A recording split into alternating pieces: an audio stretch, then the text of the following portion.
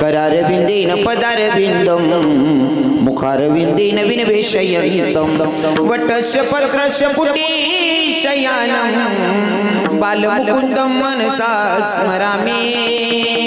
श्री कृष्ण गोविंद हरे मुरारी हे नाथ नारायण वासुदेव जीवे विभस्वामृतमेतदीवो गोविंद दामोदर माधवेति। श्री कृष्ण गोविंद हरे मुरारी हे नाथ नारायण वासुदेव मनोजव मारुत तुल्य वेगम जितेन्द्रियं बुद्धिमत्तं वरिष्ठं मुख्यं श्रीरामदूतं शरणं प्रपदे। श्रीरामदूतं शरणं प्रपदे। आई हनुमंत विराजी कथा करो मति अनुसार प्रेम सहित गति धरू पधारी जी पवन कुमारी। तेरा दा मेरी स्वामिनी मेरा दे जी को दास जन्म जन्म मोहे दीजियो श्री वृंदावन को वास। बरसानी की राधिका नंदग्राम के श्याम इनके पग में बंधन करू करू कोटि कोटि प्रणाम। नारी घनश्याम आना सुंदर श्याम हमारी हरि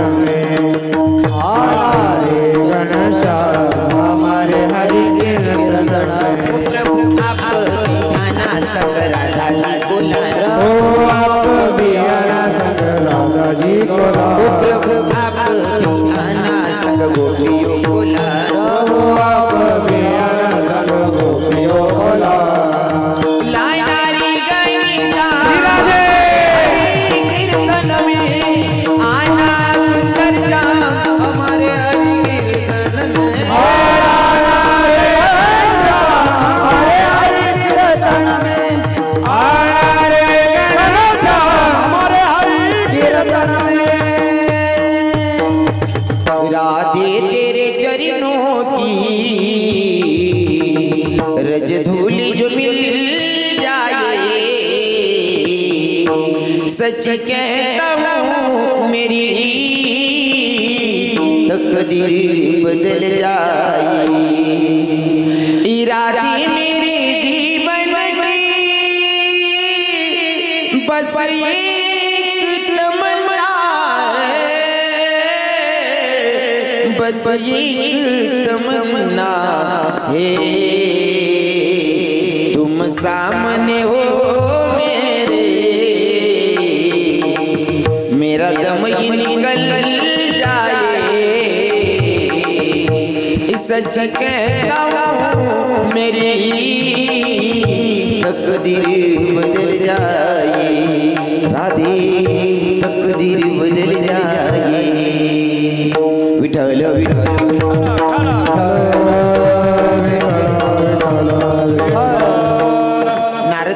देवाशी संवाद आहे। मी प्रत्येक कीर्तनातून सांगतो जर मला कानादेशामध्ये कीर्तन करायचं असेल तर कानादेशामध्ये जर कीर्तन करायचं असेल तर मला आवर्जून सांगायला आवडतं। पांडुरंग परमात्म्याला नारद महर्षींचा क्वेश्चन होता, देवा जर मला तुझी भेट घ्यायची तर तू कुठं भेटणार आहे? जर तुझं दर्शन घ्यायचंय तर कुठं भेटणार आहे? कारण हाक मारायचं म्हणल्यावर तुझं एक नाव नाही ना, तुझे तर हजारो नाव आहेत। जसं की हे हरी तारो नाम छे हजार प्रभू तारो नाम छे हजार कहा नाम लिख बी गंगोत्री। कोणत्या नावानं हाक मारायचं? कारण तुझे हजारो नाव आहेत। श्री अनंता मधुसूदना पद्मनाभा नारायणा जगत व्यापका जनार्दना आनंद घना विनाशा सकळ देवाधिदेवा कृपाडुवाजी केशवा महानंदा महानुभवा सदाशिवा सज्जरूपा इतकी सगळी नाव आहेत। मग तुला कोणत्या नावानं हाक मारायचं? तेव्हा देवानं सांगितलं मला हाक मारण्यापेक्षा इकडे तिकडे शोधण्यापेक्षा जर माझी भेट घ्यायची असेल तर माझे भक्त जिथं माझं गुणगान गातात का तिथं माझी हजेरी असते। म्हणजे जेथे कीर्तनाची जागा तेथे पांडुरंग उभा। आता इथं कीर्तनामध्ये जर का पंढरपुराचा मालक येऊन हजेरी लावतोय, कीर्तनात जर का पंढरपुराचा मालक विटेवर न उडी मारून जर का मालेगाव मध्ये हजेरी लावतोय, लेनेनगर कैलासनगर मध्ये, तर मला सांगा आपल्या कानादेश ए पुराव ए कीर्तन आहे रे ओ आप्पा ओ भाऊ, याला कीर्तन म्हणतं रे काका. मग आडे बोलता कोण दादा काच भाऊ. जर का पंढरपुराचा मालक इथं येऊन उभा राहत असेल तर मला सांगा, आपल्या कान्हा देशाची श्रीमंत कानबाई माता येत नसेल का? कान्होबाई माता येतच असेल, येत असेल नाही आलेली आहे. आणि जर देवी आली आहे तर देवीचं अर्ध्या मिनिटासाठी स्वागत करूया. जसं की आराधीनबाई तुम्ही कुंकू घ्या, आरस केली बसून घ्या. आराधीनबाई तुम्ही कुंकू घ्या, आरस केली बसून घ्या. आई खेळत आली मायला कुचाल खेळू द्या, आई खेळत आली मायला कुचाल खेळू द्या. आई खेळत आली आईला कुशाल खेळू द्या, आई खेळत आली आईला कुशाल खेळू द्या. आराधीनबाई तुम्ही कुंकू घ्या, आरस केली बसून घ्या. आराधीनबाई तुम्ही कुंकू घ्या, आरस केली बसून घ्या. ओ देवी खेळत आली देवीला कुचाल खेळू द्या, आई खेळत आली मायला कुचाल खेळू द्या. देवी खेळत आली आईला कुशाल खेळू द्या, आई खेळत आली आईला कुशाल खेळू द्या. हरी आपुला तुझे देव करून घ्यावा त्याने बिना जीवा सोप नव्हे. रती माईके दुःखाची जनती नाही आधी अंत्यवसान प्रस्तुत. प्राप्तस्थळी प्राप्त प्रसंगी निवडलेला अभंग जगद्गुरु जगदवंदनी संत सम्राट देवमान्य संत वारकरी संप्रदायाच्या कडस असताना शोभणारे तुकोबराय महाराज. आणि हो, तुकोबराय महाराज यांचा 4 चरणाचा अभंग आज भगवंताच्या साधू संतांच्या तुम्हा माता पित्यांच्या सेवेसाठी निवडला आहे. विठ्ठल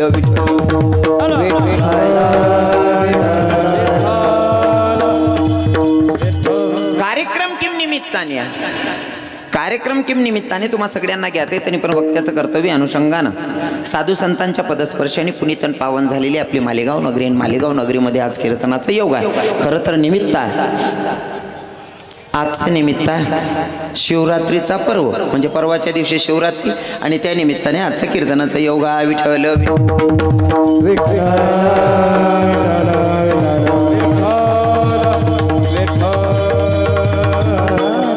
कार्यक्रमाचे आयोजक आहेत महाशिवरात्री उत्सव मतलब आयोजक यूथ कल्चर ग्रुप कैलासनगर. त्यात श्री दिलीप भाऊ शेजवळ, श्री टिनू भाऊ सैंदाने, संत पंगत घेतली गंगूबाई काशीनाथ बडांगे. कीर्तनासाठी उपस्थित महाराज मंडळी बरोबर होतात ना नावे. कीर्तनासाठी उपस्थित महाराज मंडळी सगळे जीवाभावाचे असणारे महाराज मंडळी आहेत. इकडे आमचे मयूर बाबा आहेत, आमचे मनोज बाबा आहेत, विनेकरी बाबा आहेत, आमचे छोटे महाराज मंडळी आहेत. अजून इकडे आमचे गायनाचार्य बाबा जितू बाबा कुणाल बाबा आहेत. इकडे आमचे महाराजजी बबन बाबा आहेत. आणि ज्यांच्या अनुषंगानं मला तुम्हा माता पित्यांचं दर्शन घडलं असे असणारे आपल्या परिसरातले श्रीमंती म्हणायला अजिबात चुकीचं ठरणार नाही. ते म्हणजे आमचे ज्ञानेश्वर महाराज मालेगावकर महाराजांनी आग्रह धरला, म्हणले महाराज तुम्हाला यावं लागेल. त्यांच्या अनुषंगानं तुम्हा माता पित्यांचं दर्शन घडलं. साऊंड सिस्टीमचे मालक, साऊंड सिस्टीम छान आहे, वाजवणारे म्हणणारे महाराज छान आहेत. यूट्यूब चॅनलचे मालक 3 कॅमेरा चालू आहेत. कोणा मालक कोणता आहे मला काही समजी राहिलं नाही, पण चांगलं आहे. तुम्हाला विधान वस म्हणा विवस. कीर्तनासाठी ज्यांची खास साऊंड सिस्टीमचे मालक दिनोदार साहेब, साऊंड सिस्टीम छान आहे. अजून मला स्वाभिमान वाटतोय सांगायला, कीर्तनामध्ये आपण कीर्तनकार येतोच. कीर्तनकाराला तारीख दिलेली म्हणून त्याला यावं लागेल. भजनी मंडळ येतेच. तुम्ही ऐकणारे श्रोतेही ज्यांना जसं म्हणतो की आपण आवड असली का सवड भेटते, तुम्ही सुद्धा आवडीने इथं आलात. पण ज्यांची विशेष उपस्थिती लाभली ते म्हणजे आपल्या खासदार आमचे आईसाहेब शोभाताई बच्छाव, आमचे आईसाहेब कीर्तनाला आलेत. खरं तर जवळजवळ राजकारणी लोक कीर्तनमा येतच नाही, पण यांची मनाची श्रीमंती म्हणावी लागेल की आमचे आईसाहेब कीर्तनाला येऊन बसलेत. नाही ते खरं म्हणजे माले राजकारण म्हणा रबी समजत नाही, अजून बी सुधरत नाही. आई कोणता पार्टी मानिशी असं मायच्यान बरं मायच्यान मला काहीच समजत नाही. पण मना डोळ्याला जे दिखणं ते सांगच किती कीर्तनात येऊन बसलेत म्हणून माझ्यासाठी ग्रेट आहेत.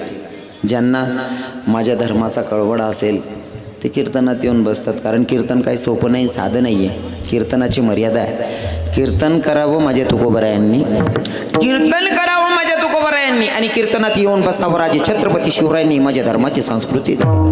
कीर्तन टाइमपासचं साधन नाही आहे. कीर्तन म्हणजे जीवनाचा उद्धार करण्याचं साधन आहे आणि त्याच्यासाठी राजे छत्रपती शिवराय कीर्तनात बसत होते. तुमचं आमचं काय घेऊन बसला? हे पायातली चप्पल काढून बसा रे, काढा चप्पल. अनाथ बोलू नका बरं. ए हो भिकू गंगू बोलजो नको. आधी बोलता किडा पाडा ना तो तुम्ही. बोलू नका. कीर्तनाची मर्यादा असते. कीर्तनात व्यर्थ बडबड करायचं नाही, नाही तर उठून मागं बसायचं. खरं तर कसं आहे ना, जे खरं श्रीमंत म्हणतंच ना आपला आयराणीमा एक म्हणशे, बरेला अंडा कधी डबकत नाही. बरोबर आहे ना, बरेला अंडा कधी डबकत नाही. खाली राह ना का तो डबडब आलास. जसं खरं श्रीमंती असल्यावर माणूस सगळं विसरतो, फक्त भगवंताशी कसं नातं जोडता येईल हा भाव मनात असतो, नाही का. माझे आईसाहेब कीर्तनाला आलेत. आईसाहेब खूप खूप धन्यवाद. काकाश्री आहेत ना? वा वा. हां वा, धन्यवाद. तुम्ही पण आलात वेळेत वेळ काढून, खूप खूप धन्यवाद. आणि आईसाहेब सोबत आमचे आलेले दादा आहेत ना, ते पण मला बोलून गेले की महाराजजी मी तुमचा खूप मोठा फॅन आहे. वा वा, धन्यवाद. दोघं तिघं लोक तुम्ही, तुमचा खूप मोठा फॅन आहे. असं तर काही शक्य होत नव्हतं लाईव्ह बघायचं, पण आम्ही तुम्हाला यूट्यूबला बघतो, मोबाईलला बघत राहतो. ते बघून सर्व आनंद वाटतोय की भैया तुम्ही मला यूट्यूबला सगळी लोक पाहतात. पण खरं सांगू का, मालेगाव नाही पहिलं कीर्तन होईल. इथला लोक नुसता स्टेजना आजूबाजूला राहतच म्हणा, जिथला तुम्ही बसेल. पण बरं आहे बा, ते पैसावाला नवरा करीश नाही संसार करणं, बट असले जमीन. पण मग गरीब ना संसार कोणी करा ना. म्हणून ठीक आहे, काय हरकत नाही. फक्त माझी एक विनंती असेल, मी तुम्हाला सुरुवातीला सांगितलं कीर्तन काही सोपं नाही, टाईमपासचं साधन नाही आहे. कीर्तन करावं माझ्या तुकोबरायांनी, कीर्तनात येऊन बसावं राजे छत्रपती शिवरायांनी. आपली धर्माची संस्कृती म्हणून कीर्तनाला सगळेजण बसलेत. तर विनंती असेल तुम्ही जिथं आहे तिथं बसा, मला काही घेणं देणं नाही. पण मला असं नियमात जर सांगायचं म्हणलं तरी आसन टाकलेलं आहे, आसनावर जर बसलात तर कीर्तन ऐकण्याचा फायदा असेल. हो, जर आसनवर ईशने बसणार, मला पक्की गॅरंटी आहे तुमले 1 तास बोर होऊ देवा नाही, आपली गॅरंटी. कारण कीर्तनना टाईम होता 7 ते 9 माऊली बाबा, 7 ते 9 होता. त्याच्यानंतर 8 ते 10 झाला. आको 8:30 वाजल्यात, म्हणजे आता 10:30पर्यंत कीर्तन करणं आहे. 9:30 झाल्यात, फक्त 1 तास बाकी आहे. 1 तासभर कीर्तन करणं, 1 तास मग मला विश्वास आहे तुमले बोर होऊ देऊ. आणि फक्त कीर्तन समोर ऐका, समोर बशीशीन ऐका. कसं आहे ना, कीर्तन कोण करतंय त्याच्यापेक्षा हे जे कीर्तनाचं व्यासपीठ आहे ना, हे एक परीस असतं. परीस माहिती आहे ना, देखील नशीन पण ऐकेल असेल ना. परीस आहे हे जे व्यासपीठ आहे ना, कीर्तनकाराकडे नाही बघायचं. कीर्तनकार कोणी का असू देत, पण हे जे व्यासपीठ आहे हे परीस आहे. आणि तुम्ही आपण जीव म्हणजे लोखंड आहोत. जोपर्यंत या परीसाला असे टच होऊन बसत नाही तोपर्यंत लोखंडाचं सोनं होत नाही. माझं बोलणं कळतंय ना. हे परीस आहे आणि याच्या समोर बसायला पाहिजे, म्हणजे आपण लोखंडरूपी जीवसुद्धा सोनं होतं. ही परीसाची ताकद आहे. पण परीसामधील लोखंडामध्ये जर दोरा शिरायला जरी जागा राहिली तरी परीसाचं नुकसान होत नाही, पण लोखंडाचं लोखंडच राहून जातं. म्हणून टच होणं गरजेचं आहे या व्यासपीठाला. असं समोर येऊन बसणार ते बोलतं भारी होईल. आणि आसनवर बटाको मस्त सुविधा करेल शे लोकेश ना मानले हो. खाली बसाले तुमले आसनशे ऐकाले शासन आहे. आखो काय पाहिजे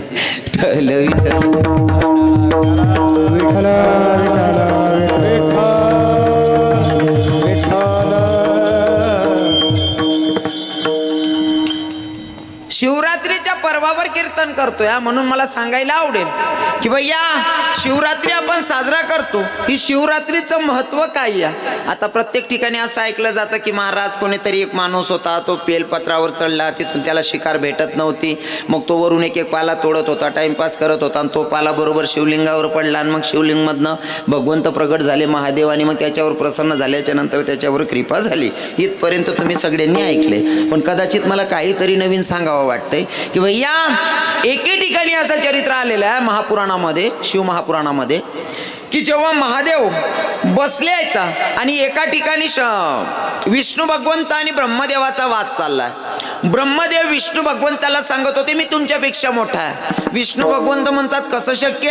अहो तुमचा जन्म माझ्या नाभी कमळातून आहे, मग तुम्ही माझ्यापेक्षा मोठे कसं काय असू शकतात? पण ब्रह्मा ऐकायला तयार नाही. दोघांचा वाद चाललेला आहे. दोघांचा वाद चालला, मग यांचा न्याय करेल कोण? न्याय करण्यासाठी कोणीतरी मध्यस्थी असलं पाहिजे. मग ते शंकर भगवंत मतलब महादेवाकडे आले. महादेवाकडे आले आणि महादेवाला सांगितलं देवा आमच्यात वाद आहे. म्हणे काय वाद आहे? ब्रह्मदेव सांगत होते म्हणले मी विष्णू भगवंतापेक्षा पहिला आहे, म्हणले मी मोठा आहे. विष्णू भगवंत म्हणतात महादेवा तुम्हाला तर माहितच आहे मोठं कोण आहे. आता ब्रह्मा ऐकायला तयार नाहीये. मग ब्रह्मदेव ऐकायला तयार नाही म्हणून आता पर्याय व्यवस्था केली शंकर भगवंतानं. महादेवानं काय केलं? अग्निस्तंभ प्रगट केला. अग्निस्तंभ प्रगट केला आणि त्या अग्निस्तंभाला असं सांगितलं गेलं दोघं देवांना, ब्रह्मदेवालाही आणि विष्णुदेवालाही, कोणत्या तरी एका देवानं वरचं टोक आहे ना त्याला स्पर्श करून यायचं आणि कोणीतरी एकानं खालच्या टोकाला स्पर्श करायचा. आता ब्रह्मदेव म्हणले मी खालती जाणार नाही, वरचं टोकाचं मी अंत घेऊन येतो. ब्रह्मदेवानं होकार दिल्याच्या नंतर विष्णू भगवंत म्हणले मला काय अडचण नाही, मला कुठेही पाठवलं जमतंय. आता विष्णू भगवंत खालच्या तळाला जात होते, तळाशी जात होते. एवढे खाली उतरले तरी खालचा तळ सापडत नाही. विष्णू भगवंताला वाटलं की आता काय खरं नाही, आपल्याला काही तळ सापडत नाही, म्हणून वरती यायला सुरुवात केली आणि येऊन महादेवाजवळ बसले. आता तिकडे ब्रह्मदेव पण वरचा टोक बघण्यासाठी वरच्या टोकापर्यंत पोहोचण्यासाठी प्रयत्न चालू होते, पण वरचा टोक सापडतच नाही. वरून केतकी पडला. केतकी एक फूल होतं, त्याला केतकीला आपण काय म्हणतात? केतकीला कसलं फुल म्हणतात तुम्ही? केवढा बिवडा म्हणतास होती ना? नाही दादा आपला बापनं काय जाय मी तिथला मग काय सांगतो. केतकीवरून येत होती. आता केतकीला ब्रह्मदेव ब्रह्मदेवानं सांगितलं, म्हणले केतकी माझं एक काम कर. म्हणे काय? म्हणले अग्निस्तंभाचं वरचं टोक अजून किती लांब आहे? केतकीनं सांगितलं म्हणले मलाच माहित नाही, कारण मला अजून अंत सापडलेला नाही म्हणले त्याचा. मग ब्रह्मदेवानं केतकीला सांगितलं माझं थोडंसं काम करशील का? म्हणला काय? फक्त महादेवाकडे जाऊन एवढं सांगायचं की वरच्या टोकापर्यंत ब्रह्मदेव आले होते, एवढं खोटं बोलायचे. केतकी म्हणले हरकत नाही, बोलतो म्हणले. आता नेमकंच ब्रह्मदेवाकडे दोघं देव गेले, विष्णू भगवंत आणि महादेवाकडे ब्रह्मदेव आणि विष्णुदेव दोघंही गेले. गेल्याच्या नंतर देवाला सांगायला लागले आम्ही जाऊन आलो. महादेवानं विचारलं खरं खरं सांगा. विष्णू भगवंताला विचारलं तुम्ही खालच्या टोकापर्यंत गेलात का? विष्णू भगवंतानं सांगितलं खालच्या टोकापर्यंत जाणं जाऊ द्या, मी अर्ध्यावर जाईपर्यंतच मी थकलो. म्हणले खाली किती अंतरावर जावं लागेल मलाच माहीत नाही, म्हणून मी अर्ध्यातून फिरून आलो, मी खालचं टोक बघितलंच नाही. विष्णुदेवाने जे रिअल होतं खरं होतं ते सांगून दिलं. आता ब्रह्माला विचारलं, म्हणले तुम्ही वरच्या टोकापर्यंत गेलता का? ब्रह्मदेवानं सांगितलं वरच्या टोकापर्यंत जाऊन आलो आणि पुरावा पाहिजे असेल तर केतकीला विचारा. केतकीला विचारलं, म्हणले तुम्ही बघितलं का? म्हणला हो. केतकीही खोटं बोलले. महादेवाच्या लक्षात आलं की ब्रह्मदेव खोटं बोलतोच आहे, पण ब्रह्मदेवाच्या सोबत केतकी सुद्धा खोटं बोलते.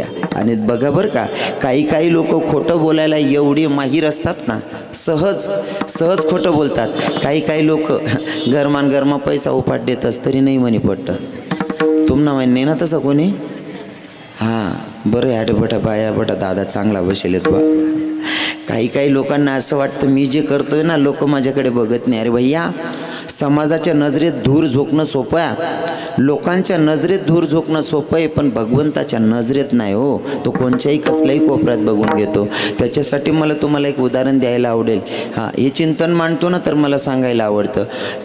हॉस्टेलमधले 30 विद्यार्थी होते. मयूर बाबा, मनोज बाबा, विद्यार्थी होते 30. बोर्डिंग सुप्रिटेंडंटने प्रत्येक पोराला मकर संक्रांतीचा एक लाडू दिला. सांगितलं बेटा लाडू अशा ठिकाणी जाऊन खा जिथं तुम्हाला कोणी बघणार नाही. लाडू अशा ठिकाणी जाऊन खा जिथं तुम्हाला कोणी बघणार नाही. आता 30 विद्यार्थ्यांना 30 लाडू दिले. ज्याच्या त्याच्या परीनं जो तो कोणी शेरीत मोरीत कानात कोपऱ्यात जाऊन ते लाडू खाऊन आले. दुपारची हजेरी घेतली बोर्डिंग सुप्रिटेंडंटने हॉस्टेलच्या पोरांची. सकाळी 30 विद्यार्थी होते, पण आता मोजले तर 29च भरतायत. म्हणले एक कोण गैरहजर आहे. मग नेमकं बाडूचा पत्ता नाही या. म्हणले का रे बाडू कुठे गेला? म्हणले सर आम्हालाच माहिती नाही बाडू कुठे गेला म्हणून. आता बाडूला दुपार झाली तोपर्यंत बाडू येत नाही, संध्याकाळ झाली बाडूचा पत्ता नाही. ते बोर्डिंग सुप्रिटेंडंट घाबरायला लागले. म्हणले कुठे गेला असं पोरग? आता एवढे घाबरायला लागले. नेमकं 5-5:30 वाजेच्या दरम्यान ते बाडू आला ना रूमच्या बाहेर आणि गुरुजींना सांगायला लागलं मी कमिंग गुरुजी इकडे. का रे सकाळी 9-10 वाजेपासून गायब आहे भाड्या, तुला अक्कल आहे का? मी दिवसभरचा तुझी वाट बघायलो बेटा, पुन्हा का गेलतास? बाडू काहीच बोलत नाही. गुरुजींनी सांगितलं तू असं पुन्हा चूक करशील म्हणून तुला आता शिक्षा भोगावी लागेल. हात पुढे कर म्हणला, छडी घ्यावी लागेल. त्यानं हात पुढे केला. गुरुजींनी 2 छड्या मारल्या. म्हणले आता दुसरा हात पुढे कर. आता दुसरा हात पुढे करायच्या वेळेस त्याच्या हातात काहीतरी वस्तू होती, ती वस्तू घेतली निकडच्या हातात ठेवली आणि मग दुसरा हात पुढे केला. गुरुजींनी सांगितलं बेटा मला एक सांग ना, या हातातून त्या हातात तू काय ठेवलं? म्हणले काय नाही गुरुजी. मारा तुम्ही छडी. येले का तू हातातून या हातात काय घेतलं ते सांग. पोरगा बोलतच नाही. म्हणले तू जर दाखवलं नाही तर पुन्हा जास्तची शिक्षा भोगावी लागेल. दाखव. म्हणले काय? या पोरानं हात पुढे केला, त्या हातात लाडू होता. गुरुजींनी सांगितलं बाडू